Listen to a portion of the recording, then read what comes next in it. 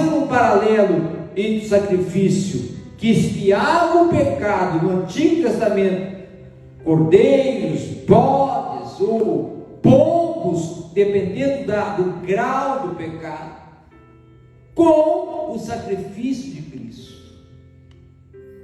E outro ponto também que ele vai tratar é sobre Melquisedeque.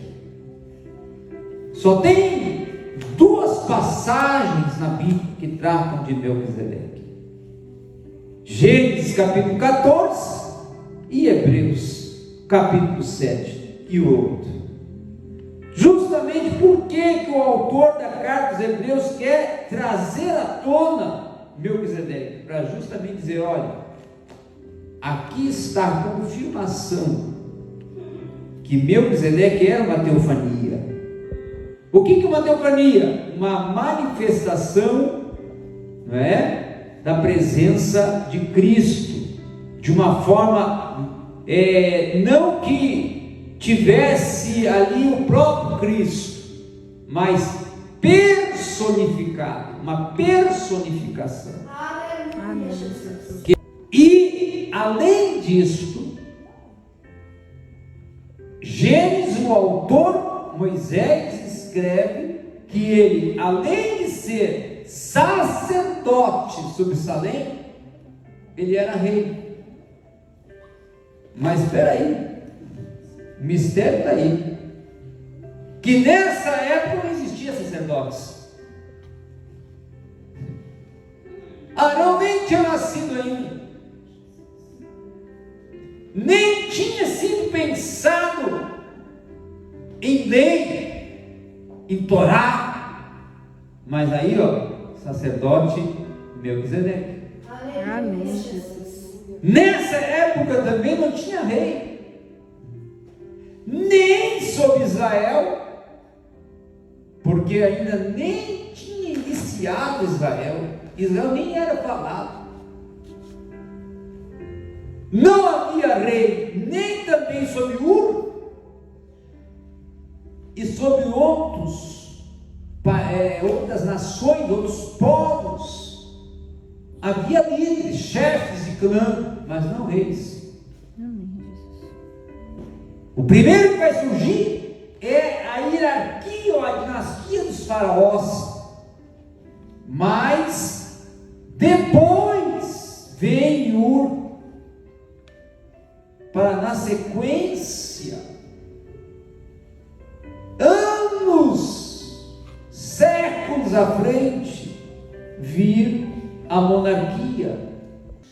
E aí, depois ele vai entrar numa cristologia, do capítulo 3 até lá o capítulo 10, o capítulo 11, o 12, ele entra numa eclesiologia, e no capítulo 13, ele muda totalmente a carta, o sentido da carta, porque ele para com a história, ele para com o Levítico, ele para com todo o propósito dele na carta e se direciona para a vida cristã. Amém, Jesus. A vida pessoal, como se ele estivesse dando agora o último capítulo, a última parte. A minha despedida aqui é conselhos, orientações para aqueles que querem herdar a salvação. Amém. E aí ele entra aqui no capítulo 13, nos versículos que li, o 17 até o 21, dando orientações que são singulares para a vida nossa espiritual e para a vida da igreja e para a salvação. Glória a Deus. Temos aqui obediência, verbo obedecer, licotrem, que está relacionado com submissão, com subserviência, com entrega. Então ele fala: obedecei aos líderes.